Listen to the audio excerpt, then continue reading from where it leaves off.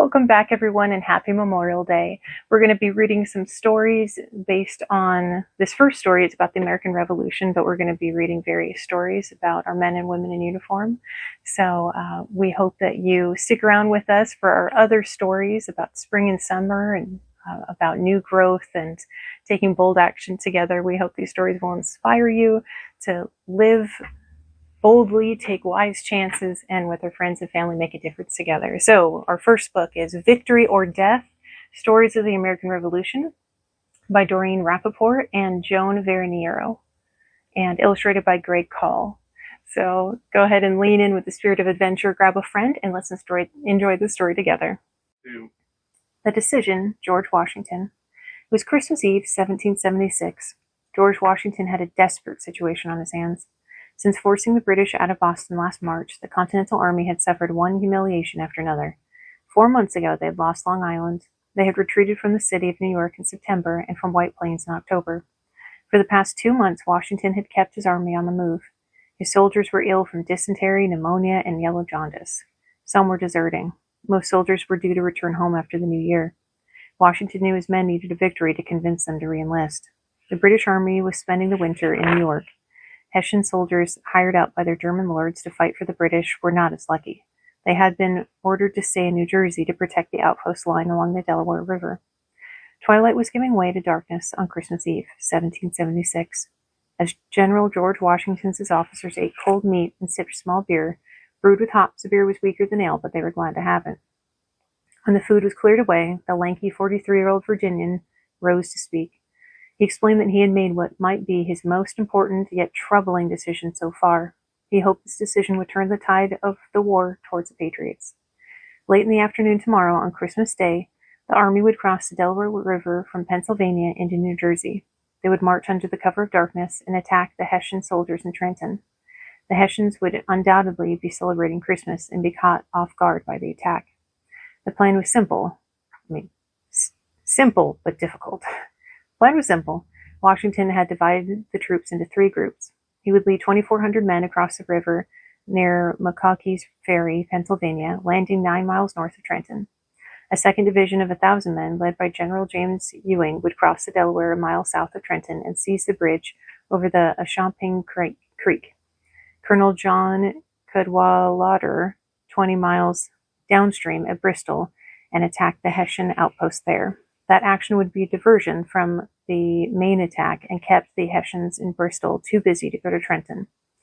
Every officer in the room knew that the Hessians, under the command of Colonel Johann Gottlieb Rall, were fierce, highly disciplined soldiers. It would be a major success to defeat them. A victory might just convince the Continental Army that this war could be won. After Washington spoke, he waited for his officers to comment. Not one man spoke of the possible consequences of a failed attack. No one said how dangerous the plan was, although everyone knew where the loyalist spies. There were loyalist spies all over New Jersey who might warn Rall. If that happened, Rall's men would be waiting with their rifles on the other side of the river.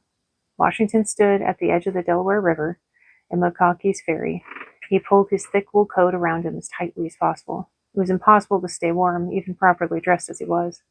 How must his men feel, wearing the thinnest of coats and shirts and pants?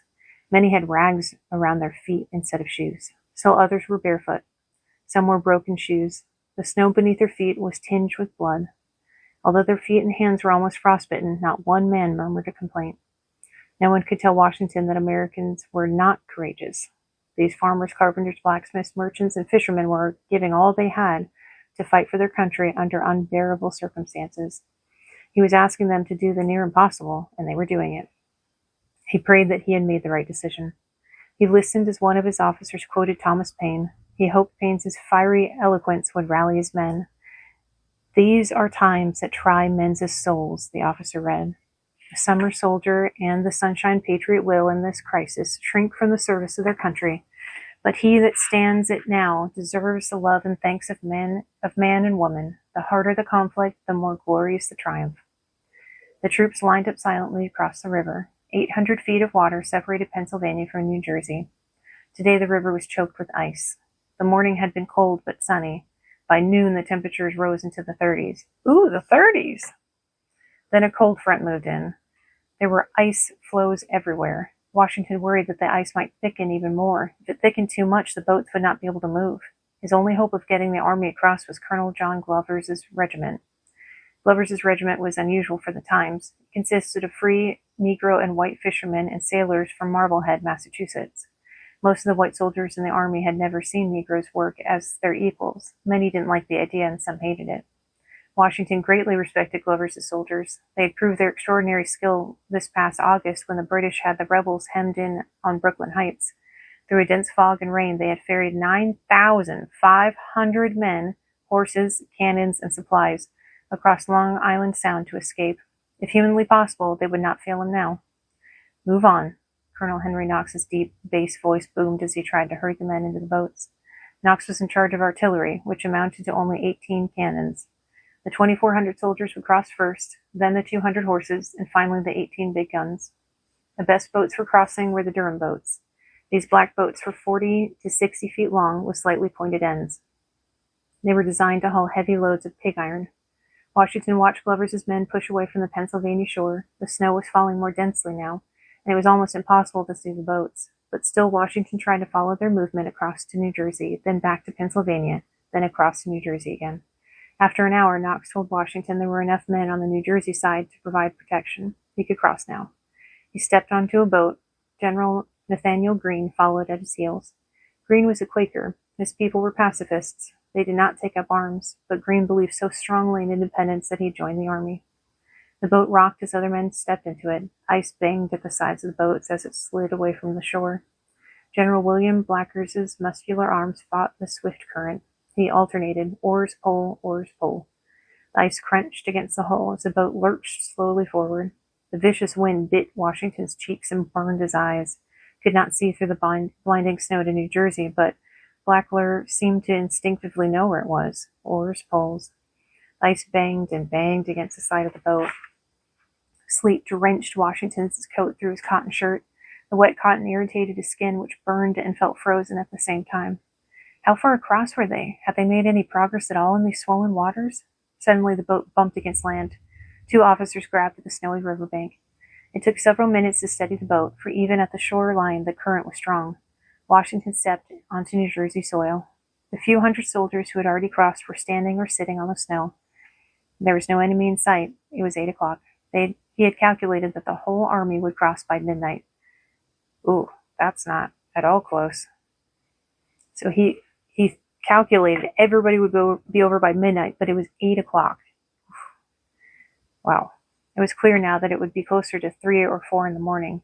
Then they would have to march 9 miles to Trenton. It would be daylight when they arrived. That is very bad news. There were Tory sympathizers living all along the route. Would they warn Rawl that the enemy was coming? He pushed the disturbing thought away. The risk had to be taken.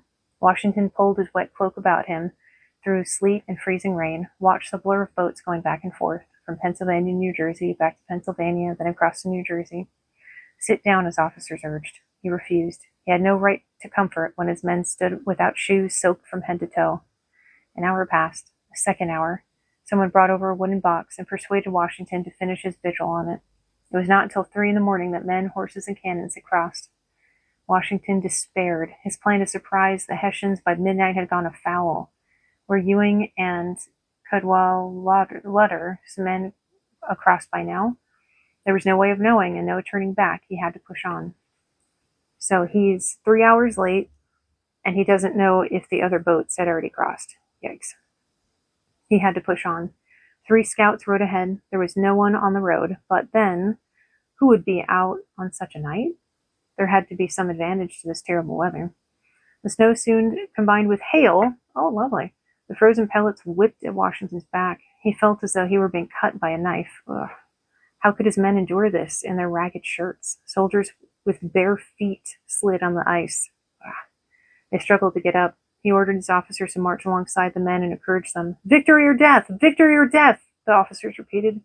Washington hoped these words reminded his men of the alternative to success. When they reached the tiny hamlet of Birmingham, the army separated into 2 groups. Washington led half the men along the northern road to Trenton. Nathaniel Greene went with them.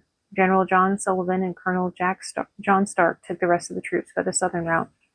They marched against battering snow and sleet. No one spoke a word. The wheels of the carriages lugging the cannons dug deep grooves into the snow. Again, men slipped and fell. Their comrades helped them up, often falling back down on them. Others dragged them to their feet, for everyone knew that if you didn't get up immediately, you might fall asleep and freeze to death. "Soldiers, keep by your officers," Washington urged. His horse lost footing. He seized the mane just in time for the animal to recover. Sunrise found them a mile outside Trenton. Suddenly, there was a flurry of movement in the woods. Was it Hessian soldiers? "Keep marching, but be ready to attack," General Greene ordered. His men trudged on. 20 American soldiers appeared from behind a string of pine trees. "State who you are," Greene demanded. "Soldiers from the 5th Virginia Regiment, led by Captain Richard Clow Anderson." The spokesman explained that they were scouting for enemy outposts. There was pride in his voice when he said that they had killed 6 Hessians. Washington was infuriated. "You may have ruined my plans for keeping the Hessians off guard," he snapped. It took him a few minutes to regain his composure. Then he told the men of the 5th Virginia Regiment to fall in with his troops. At 8 o'clock in the morning, Washington's troops reached the northern outskirts of Trenton. He knew somewhere close were Hessian soldiers on guard duty. They had to be captured so Rahl could not be warned. But where were they? He had to find out. A lone man was chopping wood outside his house. Washington had to take the chance that this man was not a loyalist. "Can you tell me where the Hessian picket is?" he said. The man hesitated.